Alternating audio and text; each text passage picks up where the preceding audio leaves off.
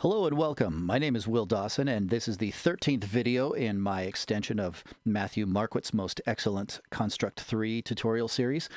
In this, we are going to put in the functionality to move to a new level. So right now, in the last video, we added our portal stone, and we added an actual portal that has a collider on it that when you touch it, it will definitely, we added an action for that to do something. When the player collides with the actual active portal, that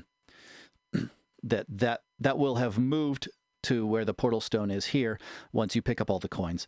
So instead of being off the map over here, it will be sitting right where the portal stone is, and when you collide with it, then we have an event that will send us to the next level. So in order for us to go to the next level, we have to have a next level. Right now, basically each of these layouts that you see over here, and we have a tab up here for layout 1. Each different layout is its own level. So the simplest thing that we can do right now is just duplicate this. Right click and duplicate. And they're called Layout 1 and Layout 2 by default. I'm going to change the names of these because just to refer easily to them in code, I'm going to call it L2. And the original one is going to be named L1. Shorter names is better if everything else is even.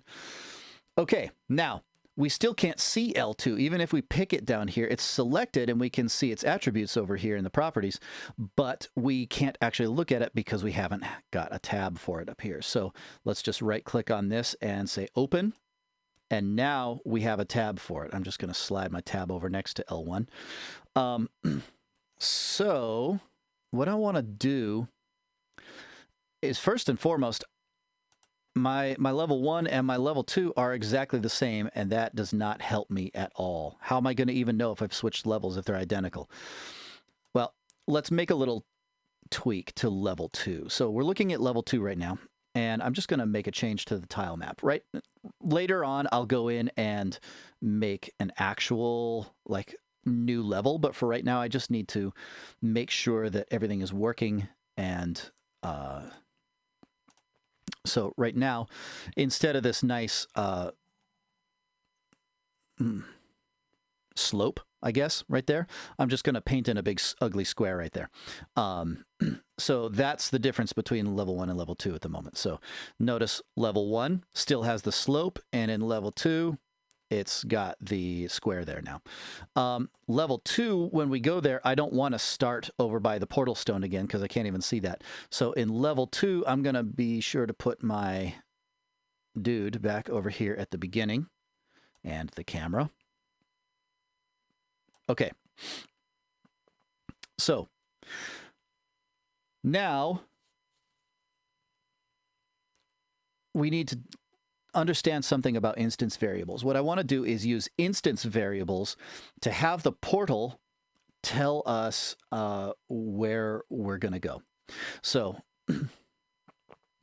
the portal that we have sitting here is, we can see its object type over here. This is portal, but this is an instance of the portal. We're looking at level 2, and it's got its unique instance ID number here, which is number 102. This is object number 102 in the game. If it gives every, this little red thing has a different number from this little red thing, has a different number from this little red thing. They're all the zombie walls. They're all just clones of that zombie wall. We don't have tons of different zombie walls we're using. They're just clones of the original. So the original sits over here. This is the master plan for all the portals, but this portal in level 2 is number 102. L1, level 1. Our portal is number 53. So they're actually different. And if we give them instance variables, that means that that variable is different on every different instance of that object. So in level 1, we have an instance of the portal stone, and we can give it a value in that variable. And in level 2, we can give its portal stone with its different unique ID number a completely different number in that same instance variable. So we'll go to the portal stone. And let's add an instance variable. And what I want to do is add a string type, not number, but string. So string just means it's a string of characters. and I want to call this destination or something to that effect. So the initial value, I'm not going to give it one because this is the master. I don't want all my portal stones to have a destination already and then have to remember to set it. I want it to go nowhere until I tell it where it's supposed to go. So it now has a destination of string, and I'll show you what that means. So now I'm going to click on the actual stone that's in my level. This is level 2. I don't want the level 2 one. I want the level 1 one. The stone from the portal rather from level 1. So there it is. And now you can see over here in the instance variables, we have our destination. So this, I can just type anything. That's what string means. It means I can type a string of characters. It could be numbers. It can be goofy symbols. It's just a string of characters. And the actual destination that we want to go to, we have to give it the name that we named our level. So from level 1, we want to go to level 2. And that's half the reason why I named it L2 was because it's easy to remember and easy to type. At the end of when we get to the end of level 1, we're going to go to the layout named L2. So that is what I say. I just saved the name of it right there, L2. Okay. So now we already built our on collision with the portal. When the player collides with the portal, we have to have something happen. Okay, piece of cake. We're going to have the system load L2. But how do we know what's L2? Let's see. System layout. Go to layout by name. So not just go to a layout. We want to go to a layout by name. We want to specifically name it. If you pick go to layout, it wants you to pick the layout that you're supposed to go to. But we don't want to encode actually decide that from over here. We want one piece of code that will work equally well with every portal stone we could have in our game. So we want to tell it to go by the name. We're not going to tell it what the name is right here. Instead of typing an actual name in quotes, we're going to say you're going to go to portal dot destination. Portal.destination is the name of the layout that we're going. So it's going to look at this variable over here, which the value we have in it is L2. So it's going to look there and see that it's L2, and then it's going to find the layout called L2, and that's what it's going to load. So with this one command, you can actually have portal stones. You could have 50 different levels, and as long as each portal stone in each level tells you where it's supposed to go, my window's messed up. You could have the portal stone in level 1 take you to level 2. You could have the portal stone just by giving the portal stone in level 50 a new instance variable that says L51. You could have it take you to level 51.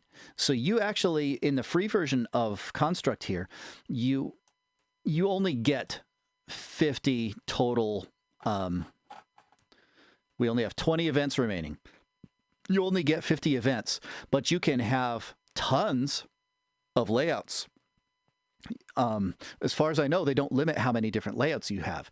So you can build quite an extensive game as long as you have an efficient system of moving between levels. So this actually works pretty well. So let's test this now. We've got things in place. Let's make sure we're looking at level 1. That's what we're going to hit play on. So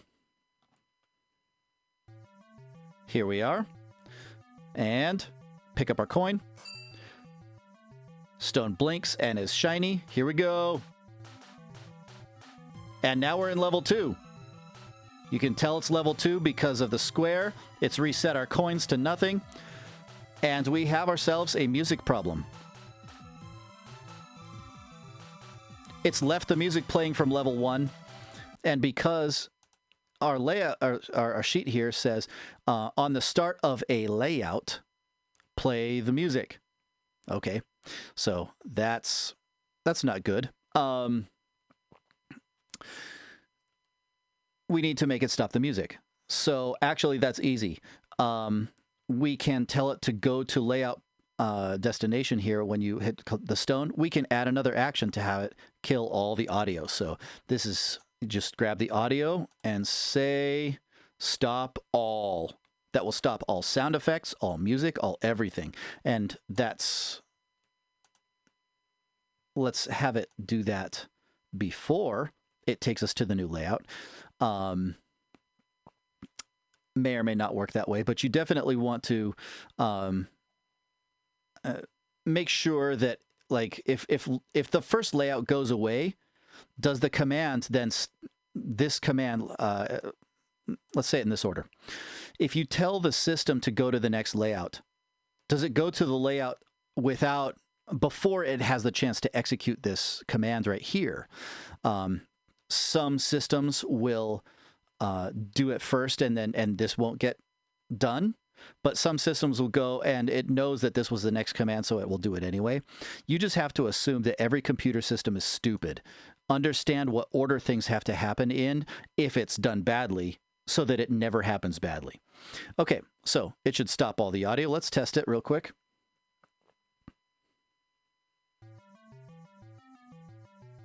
Gonna let the drums start here so we can...